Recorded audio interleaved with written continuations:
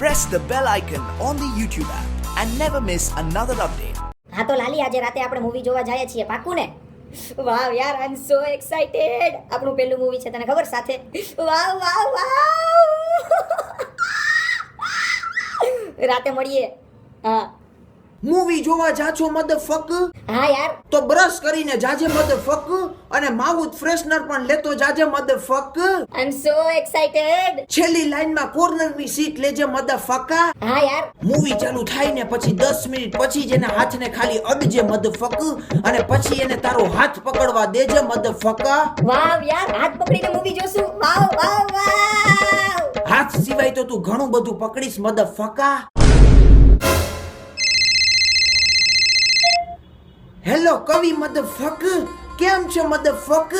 હું અહીંયા લાલાના ઘરે છું મધરફક, તું પણ અહીંયા આવી જા મધરફક.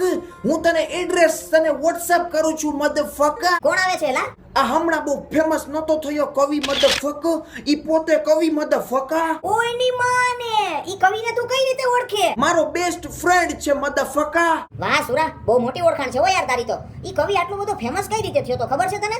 એ કવિ ગરોડીથી બહુ બીતો હતો મધરફક, અને એકવાર જ્યારે કવિ નાવા ગયો મધરફક, અને જેવું એને બોડી ઉપર સાબુ લગાવ્યો કે મધરફક ગરોડી ઉપરથી એના બોડી ઉપર પડી મધરફક, અને કવિ એટલો બી ગયો ને મધરફક કે કપડા પહેર્યા વગરનો નાગો પુગો ઘરની બહાર નીકળી ગયો મધરફક, અને રોડ ઉપર એવા નાગા પુગા શરીરે દોડવા માંડ્યો મધરફક, અને રોડ ઉપર ઉભેલી પબ્લિકે એનો ફોટો પાડી લીધો મધરફક, અને કોકે ફેસબુક ઉપર અપલોડ કરી દીધો મધરફક, જેનાથી કવિ થયો ફેમસ મધરફક. ઓહો આવું બધું છે કવિનું રહસ્ય એમ ને?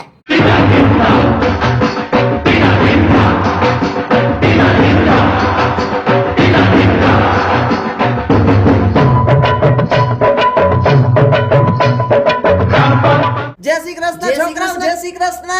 જય શ્રી કૃષ્ણ. કવિ ભગવાનનું નામ લે છે એટલે એની સાથે કઈક દુર્ઘટના ઘટી લાગે છે મધરફક. હા જાનુ શું જીત્યો પણ મૂવી જોવા આવશે? હવે આપણા બે વચ્ચે જીત્યો આવીને શું કરશે? હા તો એક કામ કરો, હવે તું ને જીત્યો બે જ જઈ આવો. શું થયું લાલા? ઈ કે મૂવી જોવા જીત્યો આવશે આપણી સાથે. મેં કીધું આપણા બે વચ્ચે ત્યાં જીત્યો આવીને શું કરશે? તો કે he is my best friend. હવે બેસ્ટ ફ્રેન્ડ છે તો હું હવે ધોવાઈ ભેગો આવશે? એની માને બેસ્ટ ફ્રેન્ડ. એના બેસ્ટ ફ્રેન્ડ તો મહિને ને મહિને બદલે.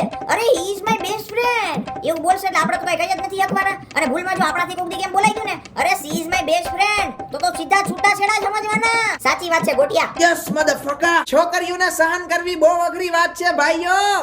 જો ગર્લફ્રેન્ડ બોયફ્રેન્ડ ના ચક્કરમાં પડવું હોય ને તો છોકરીઓના નખરા સહન કરવાની તાકાત હોવી જોઈએ. એવું લાગે છે કવિને કોક છોકરી હેરાન કરીને ગઈ છે મધરફકા. દોસ્તો સબસ્ક્રાઇબ કરો મારી ચેનલને અને પ્રેસ કરો આ ડંકાને, જેથી તમે જોઈ શકો વિડિયો સૌથી પહેલા.